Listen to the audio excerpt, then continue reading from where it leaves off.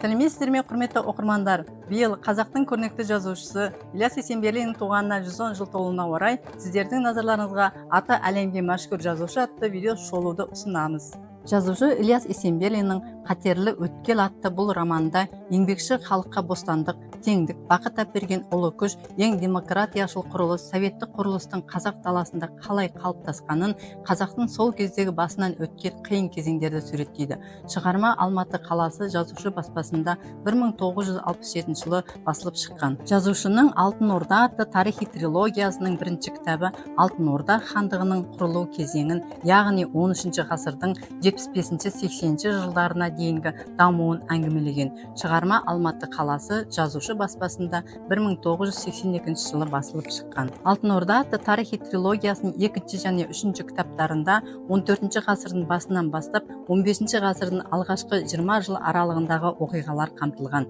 Шығарма Алматы қаласы жазушы баспасында 1983 жылы жарық көрген. Ілияс Есенберлиннің «Көшпенділер» трилогиясы 3 томнан тұрады. Алмас қылыш, Жанталас және Хахар.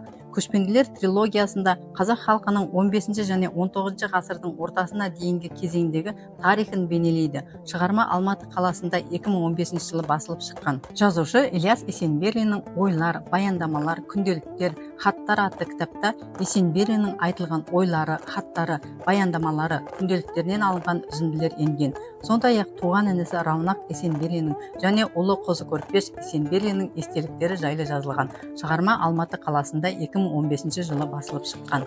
Шериаздан Елеукеновтың көп томдық шығармалар жинағының 9 томында жазушы Ілияс Есенберлиннің эссе, сыни зерттеулері енгізілген. Шығарма Алматы қаласы Қазығұрт баспасында 2022 жылы басылып шыққан. Жазушы Ілияс Есенберлиннің нағыз жазушылық орнын белгілеген шығармалары Алмас қылыш, Жанталас, Хахар атты тарихи романдары.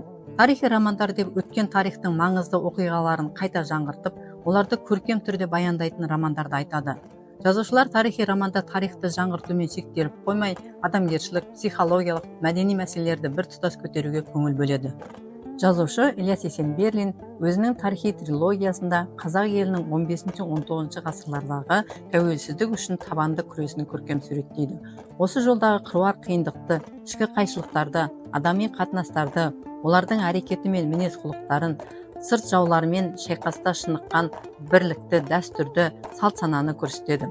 Тарихи жазба деректерге, шежіре мағлұматтарына, аңыз әңгімелерге сүйене отырып, қаламгер қазақ халқының тарихының аса маңызды тұстарын ашып, көптеген тарихи қайраткерлердің көркем тұлғасын жасайды.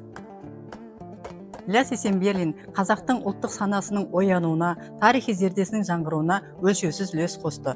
Қымбатты оқырмандар, Ілияс Есенберлиннің шығармаларын алып оқимын десеңіздер, кітапханамыздың есігі сіздерге әрдайым ашық.